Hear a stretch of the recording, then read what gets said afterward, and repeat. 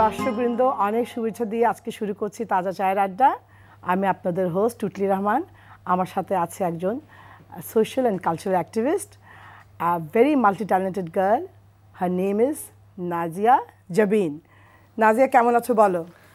জি আলহামদুলিল্লাহ ভালো। আপনি কেমন আছেন? আমি ভালো। তোমাকে পেয়ে খুব ভালো লাগছে। You are really multi talented. যে ওয়ার্ডটা ইউজ করলাম, that really goes for you, because তুমি এত কিছু করেছো জীবনে, এত ধরনের কাজ করেছো যে সেটা আমার মনে হয় আমাদের এই অল্প সময় সেটা সব কিছু হয়তো জানাতে পারবে না। বাট চলো শুরু করি তোমার ছোটোবেলার কথা নিয়ে একটু। আমার ছোটবেলাটা তো আমার কাছে মনে হয় ভীষণ রঙিন, একটা একটা সুন্দর প্রজাপতির মতো, খুব চঞ্চল আর রঙিন। যখন ছোটবেলার কথা মনে হয় তখন মনে হয় যে যদি পৃথিবীর সমস্ত রং দিয়ে আমার ছোটবেলা আঁকা যেত তাহলে বোধহয় রং শেষ হয়ে যেত, কিন্তু আমার ছবিটা আঁকা হতো না। অনেক অনেক মজার সময় কেটেছে আমার ছোটবেলাটা।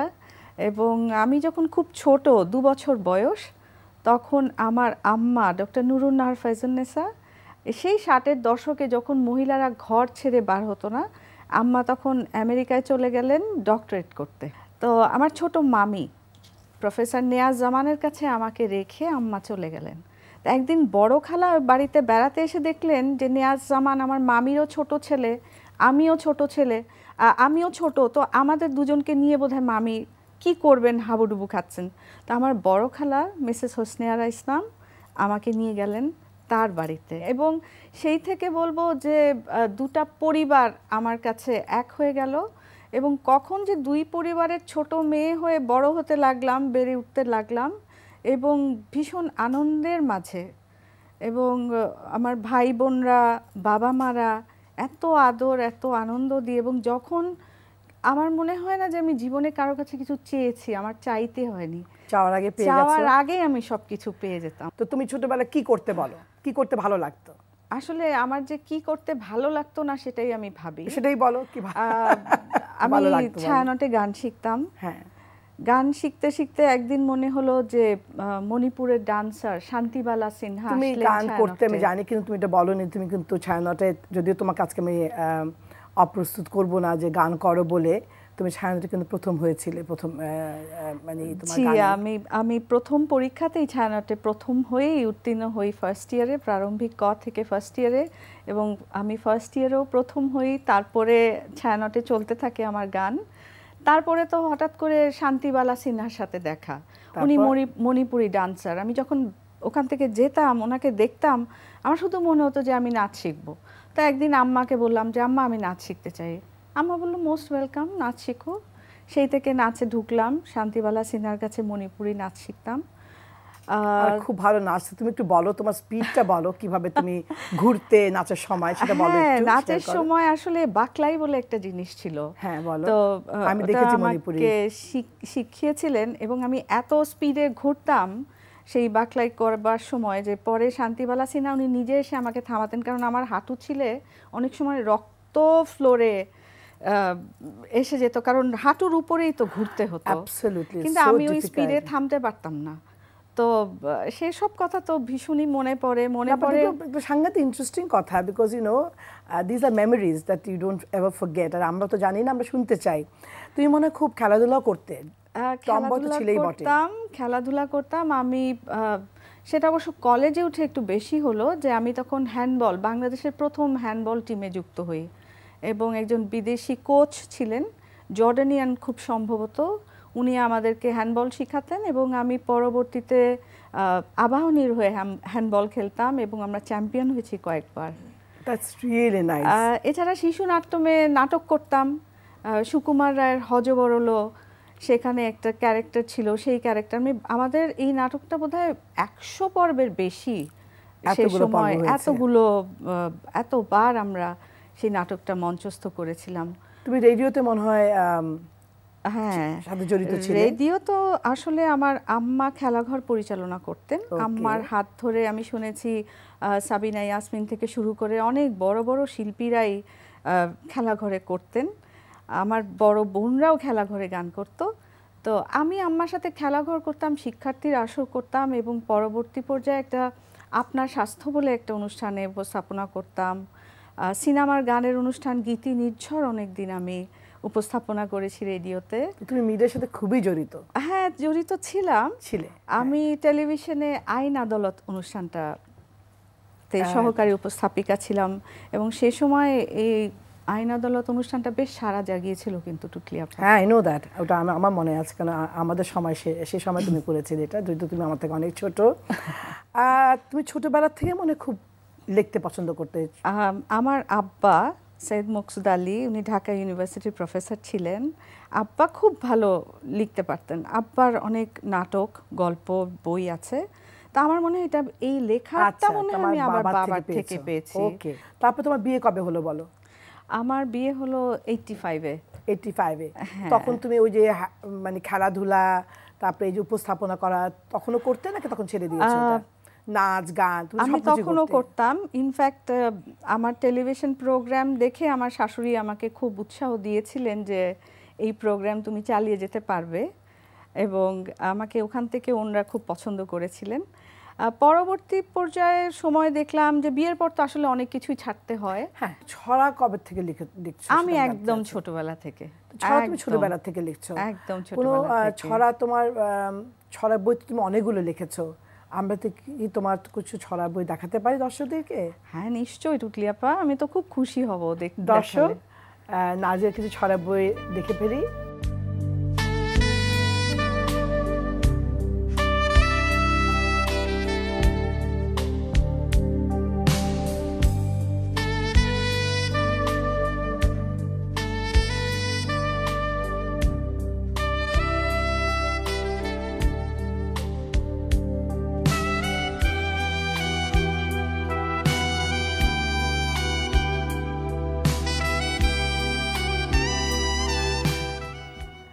নাজিয়া, তোমার ছড়া বইয়ের কাভারগুলো দেখলাম, সবগুলো তো পড়ার সুযোগ হয়নি আমাদের। তুমি কি একটা ছড়া শোনাবে আমাদেরকে? হ্যাঁ টুটলি আপা, আপনি শুনতে চাইলে শোনাবো। না প্লিজ, একটা ছড়া বই। একটা ছড়া। ছড়ার নাম কিছু প্রশ্ন। পথের ধারে ছোট্ট খোকা, নয়তো হাবু নয়তো বোকা, বেচে লেবু হিসাব করে, ঘুম ভাঙে তার অনেক ভোরে, এই বয়সে করছে আয়, তাই দিয়ে খায় মায়ে ছায়। এই শিশুদের কেউ কি বলে চল না স্কুলে রোজ সকালে, কেউ কি শীতে গরম চাদর দেয় খোকাদের একটু আদর, কেউ কি ওদের চুল বেঁধে দেয় আদর করে দোলনা দোলায়, কেউ কি ওদের বই কিনে দেয় অ আ ক খ একটু শেখায়, অনেক জনায় বড় গলায় অনেক কথা বলে, কেউ কি ওদের স্বপ্নগুলো কভু পূরণ করে। তুমি মজা ছোটবেলার কথা বললে, আমাদের সাথে শেয়ার করলে, and I am sure there is lots more to say, কিন্তু আমাদের অত সময় নেই। আমি চলে যাব তোমার হাইলাইটস অফ ইউর লাইফ নিয়ে। তুমি তোমার জীবনে এখন যা করছো, মানে কি করছো, কেন করছো, কেমন ভালো লাগে, আমাদের তো ভালো লাগে, সেটা জানতে চাই। হ্যাঁ, এখন আসলে আমি সম্পূর্ণ একটা অন্য লাইনেই কাজ করছি। আমি কাজ করছি ব্রেল নিয়ে। হ্যাঁ, এবং এই ব্রেলে আসাটাও খুব একটা মানে একটা ঘটনাই বলতে পারি। প্রথমত বলবো যে 90 সালে আমাদের একটা খুব খারাপ সড়ক দুর্ঘটনা হয়। সড়ক দুর্ঘটনায় আমার পরিবারের একজন তার দৃষ্টিশক্তি অনেকাংশে হারিয়ে ফেলেন। এর পরপরই আমার বোন ডালিয়া নওশিন এক প্রেরণা বলে ভিজুয়ালি ইম্পেয়ারদেরকে নিয়ে একটা সংগঠন করেন। সেখানে ওরা আসতো, ওরা কালচারাল প্রোগ্রাম করতো, উনি ওদেরকে গান শেখাতেন। তো আমার যখন প্রথম বইয়ের প্রকাশনা হয়, সেই অনুষ্ঠানে অনেকজন দৃষ্টি প্রতিবন্ধী বাচ্চারা আসে। তারা বইটাকে নিয়ে পড়তে পারলো না, তারা বইটাকে ধরে দেখলো, বইটা কতগুলো পৃষ্ঠা আছে দেখলো, বইটার সাইজ কীরকম দেখছিল। তো এই জিনিসটা আমাকে খুব এফেক্ট করে এবং ওরা পড়তে পারছে না। তখন কি অনেক ব্রেলের বই ছিল? তখনই আসলে আমি এই কাজটা শুরু করলাম। আমি তখন শুরু করলাম খোঁজার যে ব্রেলে আসলে কোনো বই আছে কিনা বাংলাদেশে, এবং দেখলাম যে কিছু কিছু পাঠ্য বই পাওয়া যায়, কিন্তু রিক্রিয়েশনাল বুক বা বিনোদনমূলক কোনো বই তাদের জন্য ছিল না। তো 2009-এ আমি প্রথম আমার লেখা একটা বই, ছড়ার তালে মনটা দোলে, এটা বাংলাদেশের প্রথম ছড়ার বই, যেটা বাচ্চাদের জন্য আমি ব্রেলে প্রকাশ করলাম এবং অসম্ভব সাড়া পেলাম ওদের স্কুলে স্কুলে সব এই ভিজুয়ালি ইম্পেয়ার্ড বাচ্চারা এই বইটা চাইলো এবং আমি কয়েকটা স্কুলে গিয়ে দেখেছি যে ওরা পড়তে পড়তে লেখাগুলো সমান হয়ে গেছে, ব্রেইল লেখাগুলো ওরা এতবার বইটা পড়েছে। তো পরবর্তীতে আবার 2010-এ আমি আমার লেখা আরেকটা বই করলাম, বিনির সাথে পুতুল বিয়ে, একটা গল্পর বই। এটাকেও ব্রেইল ভার্সনে, জি এটাকেও ব্রেইল ভার্সনে প্রকাশ করি। এবং 2011-তে প্রথম বই মেলাতে আমি এদেরকে যুক্ত করলাম যে ওরা বই পড়তে জানে এবং ওরা বই পড়তে পারে, অনেক কষ্ট করে ওরা ব্রেইল শেখে, তাহলে বই মেলাতে ওরা আসবে না কেন, ওদের জন্য বই থাকবে না কেন? তোমার কি সেই মুহূর্ত ওরা যে বইমেলায় এসেছে আর তুমি তখন অলরেডি ব্রেইল শুরু করে দিয়েছো, যে তুমি যে বলছো তুমি ছড়া বেশিরভাগই ছড়ার উপর মানে বাচ্চাদের জন্য করছো, ডু ইউ থিঙ্ক বড়দের জন্য করা উচিত না? তোমাকে কোনোদিন চিন্তা হয়েছে যে বড়দের জন্য করা উচিত? এটা আসলে একটা খুব সুন্দর একটা গল্পই আমার জীবনের, যে একদিন আমি বইমেলাতে দাঁড়িয়েছি আমার স্টলের সামনে, স্পর্শ ব্রেইল প্রকাশনার সামনে। তো হঠাৎ একটা ছেলে আসলো, সে হোয়াইট কেন নিয়ে আসলো, তার মানে আমি বুঝতে পারলাম যে সে হয়তো চোখে দেখে না। তো এসে প্রথমে জিজ্ঞেস করলো যে এখানে কি নাজিয়া জবিন আছেন? তখন আমি বললাম হ্যাঁ আমি আছি। তখন সে এগিয়ে এসে বললো, আপা আপনি কি কেবল ছোটদের জন্যই বই করবেন? তখন আমি বললাম যে হ্যাঁ আসলে ছোটদের জন্য তো লিখি, ওদের বইগুলোই ব্রেইলে প্রকাশ করছি, কারণ এর থেকে বেশি আমি কত দূরই বা এগিয়ে যেতে পারবো। তখন বললো, আপা আজকে তো পয়লা ফাল্গুন, আজকে সবাই প্রেমের কবিতা পড়ছে, তাহলে আমি আমার মতো মেহেরাব, আমার মতো সোহেল, আমার মতো আরও যে ছেলেমেয়েরা আছে, ওরা কি প্রেমের কবিতা পড়তে পারবে না? এই জিনিসটা আমাকে ভীষণভাবে এফেক্ট করে এবং পরবর্তীতে তখন আমি একটা একটা করে আমার মনে হলো যে নিশ্চয়ই ওরা কবিতা পড়বে, ওরা রবীন্দ্রনাথ পড়বে, ওরা নজরুল পড়বে, ওরা হুমায়ুন আহমেদ পড়বে, ওদেরকে তো পড়া থেকে থামিয়ে রাখা যাবে না টুকলি আপা। সত্যি না? হ্যাঁ, আর শুধু কেবলমাত্র আমার কয়েকটা বই দিয়ে তো আমি ওদেরকে স্যাটিসফাই করতে পারবো না। তুমি সেটা বুঝে গেলে যখন তোমাকে একজন তোমাকে সেই জায়গাটায় নাড়া দিল, যে because you are quite happy, যে বাচ্চারা তো খুবই কন্টেন্টেড, ছোট বাচ্চারা তো দে আর ভেরি হ্যাপি, কিন্তু ছোট বাচ্চার পরে যে অ্যাডাল্ট ওরাও যে তাদের একটা যে চাহিদা আছে বা তাদের ইচ্ছা জানার। কিন্তু ঢাকা বিশ্ববিদ্যালয়ের অনেক স্টুডেন্ট আমাদের প্রতিদিন বইমেলাতে কম করে 10-15 জন স্টুডেন্ট প্রতিদিন ওরা বইমেলা যখন হয় ওরা পড়তে আসে, এবং ওরা বলতো যে আগে কেবল ওরা ওই আইসক্রিমওয়ালার টুংটাং শব্দ শুনে ওরা বাড়িতে চলে যেত, ওরা তো কোথাও বই পেত না, কিন্তু এখন ওরা বই পাচ্ছে এবং আমরা প্রতি বছর কিন্তু বিনামূল্যে ওদেরকে বইগুলো দিয়ে থাকি। তুমি যে এই যে বইগুলো যে পাবলিকেশন করছো বা তুমি যাই করছো, এটা কি কেউ ফান্ড করছে নাকি না? তুমি you must be getting some funds because তুমি না হলে কেমনি করে করবে? It's quite a lot of expense. আসলে এতদিন যেটা ছিল যে খুব ছোট পরিসরে ছিল, আমার পরিবার, আমার ভাই, আমার হাজব্যান্ড, পরিবারের লোকজন, আমার মেয়ে, ফ্রেন্ডস, তারা আমাদেরকে হয়তো কিছু ফান্ড দিত এবং সেটা দিয়েই আমি বইগুলো করতাম। কিন্তু এখন যত দিন যাচ্ছে আমরা কিন্তু অলরেডি 46টা বই ব্রেইল বই পাবলিশ করেছি, যেখানে বাংলাদেশে একটিও রিক্রিয়েশনাল বই ছিল না। এখন already we have 46 books. So are you the only one যে ব্রেইলে বই লিখছো নাকি আরো অন্য কেউ লিখছে? ব্রেইলে প্রকাশ করছি আমরা স্পর্শ ব্রেইল প্রকাশনা থেকে প্রতি বছর। এবং গত বছর একটা খুব আনন্দের কথা যে আমাদের মাননীয় প্রধানমন্ত্রী শেখ হাসিনা আমাদের একটি বই উনি ব্রেইলে মোড়ক উন্মোচন করেন, এবং সৈয়দ শামসুল হকের লেখা বইটি ছিল, এবং উনি আমাদের স্পর্শ ব্রেইল প্রকাশনার সামনে এসে আমাদের যে যারা ছিল ওখানে, এবং আমি আসলে ওদেরকে এখন দৃষ্টি প্রতিবন্ধী বলি না, আমি ওদেরকে দৃষ্টিজয়ী বলে ভালোবাসি ওদেরকে বলতে। এই দৃষ্টিজয়ী মানুষ যারা ছিল তাদের সবার সাথে উনি কথা বলেন, এটা আমাদের জন্য একটা অনেক বড় পাওয়া। এই বই ছাড়া তোমার আর কি ইচ্ছে করে সেটা আমাকে বলো, নাকি আরো কোনো? তুমি সিআরপিতে কিছু করেছো মনে হয়? সিআরপিতেও as far as I remember আমি শুনেছিলাম। জি জি, এবছর আমি যে বইটা লিখি, বইটার নাম হচ্ছে হাঁসের পায়ে ঘুড়ি। ওকে, একটা ছোট্ট মেয়ের গল্প।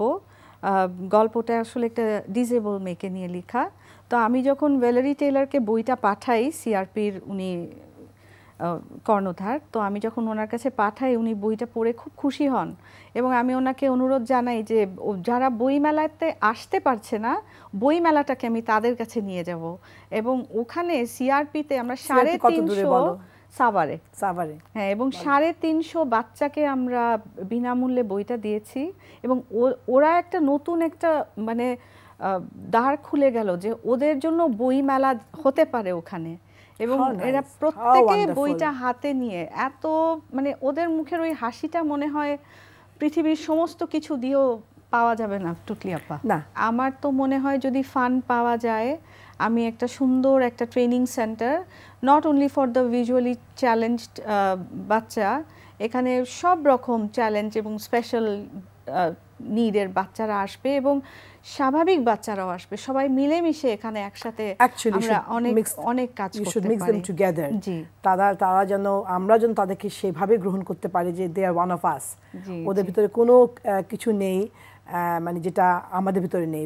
নাজিয়া, তুমি এত কিছু বললে তোমার জীবন সম্বন্ধে, ছোট্ট একটা জীবন, তার ভিতরে কত কিছু করেছো, চিন্তার বাইরে যে ইউ've done so many things। তো এখন তুমি আমাকে একটু বলো, let's talk a little bit diverted, একটু মজার তোমার লাইফের কিছু ইনসিডেন্ট শেয়ার করো, যে দর্শকরা মজা পাবে, আমিও একটু মজা পাবো। Awesome incidents, not necessarily fun, just incidents.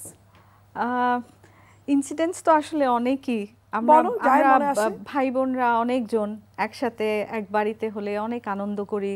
দুজন বড় বোনই গান করেন, দুজনই শিল্পী। আমরা যখনই সময় পেতাম হারমোনিয়াম নিয়ে বসে যেতাম। আম্মারা সবসময় বলতেন গান করো, কিন্তু বোনরা সবসময় ফ্যামিলি প্রোগ্রাম হলে গান করতে চাইতো না। এখন বুঝি, কারণ ওদেরকে দেখলেই সবাই বলে গান করো।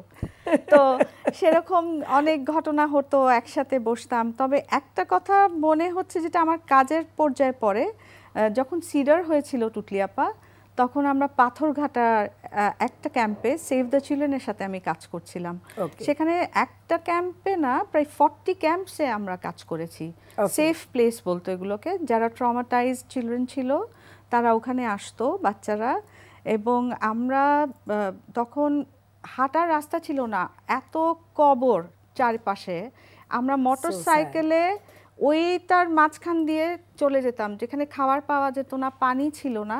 আমরা মোটর সাইকেলে করে ওই দূর দূরান্ত গ্রামে গিয়ে ওই বাচ্চাদের সাথে সময় কাটাতাম। তো একদিন সকালে এরকম আমি হঠাৎ করে একটা আওয়াজ কানে আসে, যে মনে হচ্ছে যে বাংলাদেশি মানুষ না, এরা বিদেশ থেকে আসা কোনো মানুষ কিছু বলতে চাচ্ছে আমাদেরকে। তখন ওদের কথা শুনে দৌড় দিয়ে জানলার পাশে যাই এবং দেখি যে তারা মাথায় করে স্যানিটারি ল্যাট্রিনস নিয়ে যাচ্ছে এবং তারা বলছে যে এগুলো তোমাদের চাই কি না। বাংলায় বলছে, হ্যাঁ। এবং ওরা বাংলায়, আমরা যা বলি, হ্যাঁ, তারা ভাঙা ভাঙা বাংলায়, এবং মাথায় করে ওরা গ্রাম হেঁটে বেড়াচ্ছে। এবং তারা পরেছে সালোয়ার, টি শার্ট, তাদের পিঠে বুকে লেখা আছে যে তোমরা চাও কি না, তোমাদের এখানে আমরা সার্ভিস দিতে পারি। পরবর্তীতে শুনলাম ওরা সারা পৃথিবী থেকে বিরাট বিরাট যে ইউনিভার্সিটিগুলো আছে, তার সেই ছাত্রছাত্রীরা এসে ওরা আমাদের দেশের মানুষের দৌড়ে দৌড়ে গেছে, ভলেন্টিয়ারই তারা কাজ করছে।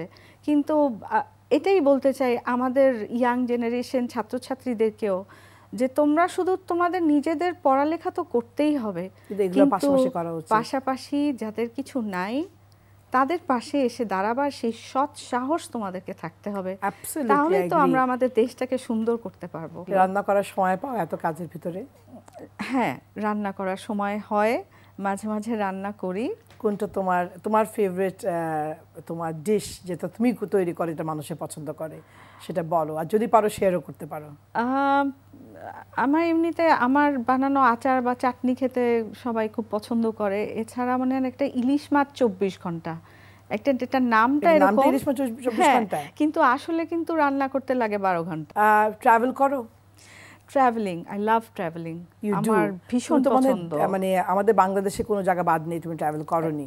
না, আমি যখন ইউনিসেফে চাকরি করতাম, একদম বিয়ের পর ইউনিসেফের কথা বলনি তুমি, ইউনিসেফে কাজ করতে, তখন বাংলাদেশের প্রচুর জায়গায় আমি ঘুরে বেরিয়েছি। গান পছন্দ করো? গান তো পছন্দ করি। আমি ফ্যামিলির ভিতরে তো পুরো গান, সবাই গান গায় মনে হয় মোটামুটি। জি, সবাই গান করে। আমিও কিছুদিন রবীন্দ্রসঙ্গীত শিখেছি। প্রয়াত শিল্পী কলিম শেরাফি আমার শ্রদ্ধেয় গুরু। এখন আমি একটা জিনিস শুনতে চাই, and I would like you to mention this, আমাদের দর্শকদের নিশ্চয়ই শুনতে চাবে, জানতে চাবে তোমার ফিউচার প্ল্যানটা কি? হ্যাঁ, ফিউচারে যেন আরও অনেক সুন্দর সুন্দর বাচ্চাদের জন্য বই লিখতে পারি, কারণ বাচ্চারা তুমি তো বই আগে বলেছো পড়তে তো লাইব্রেরি করতে ভালোবাসে চাও। এবং সেই সাথে একটা ব্রেল লাইব্রেরি, এটা ভেরি ইম্পর্টেন্ট, কারণ বাংলাদেশে এখনো কোনো ব্রেল লাইব্রেরি নাই। এবং শুধু যে এখানে ব্রেল নিয়ে কাজ হবে সেখানে না, সেটা না, এখানে আমরা আইটি নিয়েও কাজ করব। তার কারণ তারা খুব ভালো কম্পিউটারে কাজ করে, তাদের সে সমস্ত ট্রেনিংগুলা এখান থেকে হবে। তো এই ট্রেনিংগুলো তুমি কি জানো যে কে ব্রেইলে ট্রেনিং দেয় আইটিতে? আমার তো কোনো জানা নেই। অনেক অনেক মানুষ আছে না? এবং আমার দৃষ্টিজয়ী বাচ্চারা যারা আছে, যারা এখন বিশ্ববিদ্যালয়, ঢাকা বিশ্ববিদ্যালয় পড়ছে, ওরা ওখান থেকে পাশ করে যাচ্ছে এবং ওদেরকে না না দেখলে বোঝা যায় না আসলে তো ওরা অ্যাবসলিউটলি আমার আপনার মতোই একেবারে স্বাভাবিক মানুষ, এবং চোখের আলো নেই। কত ওদের অন্যান্য সেন্স যে কত বেশি ডেভেলপড, যে তারা দেখো ইউনিভার্সিটিতে পড়ছে এবং ওদের তো চাকরির সংস্থান হওয়া খুব প্রয়োজন। সুতরাং এই সেন্টারটা যদি হয় তাহলে এখানে ওরা অনেকে চাকরি পাবে, ওরা ওদের নিজেদের কাজগুলো ওরা করতে পারবে। চাকরির সম্বন্ধে জানতে চাচ্ছি যে এরা যারা বাচ্চারা এখন ইউনিভার্সিটি যাচ্ছে, হয়তো ইউনিভার্সিটি পড়ে বের হয়ে আছে, তাদের কি চাকরি পাওয়া খুব ইজি? না টুকলিয়াপা, বাংলাদেশে তো এখনো অতটা ওদের জন্য ইজি করে কোনো কিছু করা হয়নি, তবে তাও আগের থেকে অনেক ভালো। তারা কিন্তু টেলিফোন অপারেটর হিসেবে খুব ভালো কাজ করতে পারে, তারা টিচিং করতে পারে খুব ভালো, তারা ব্রেল টিচার্স হতে পারে। হ্যাঁ, তো তাদের কিন্তু আছে সম্ভাবনা, অনেক আছে, যদি সুযোগ করে দেওয়া যায় তাহলে ওরা অনেক বড় হতে পারবে। আই এম শিওর তোমার জন্য আশা পূরণ হয়, আমিও চাই। And before we end the program, তোমার সাথে আমি ছোট্ট একটা সেলফি নিব আজকে। আসো আমার সাথে, চলো। বিউটিফুল। তাজা চায়ের আড্ডা আজকের মতো এখানে শেষ। আবার দেখা হবে একই দিনে একই সময় আগামী সপ্তাহে। টিল দেন ভালো থাকুন, সুস্থ থাকুন আর দেখতে থাকুন এনটিভি।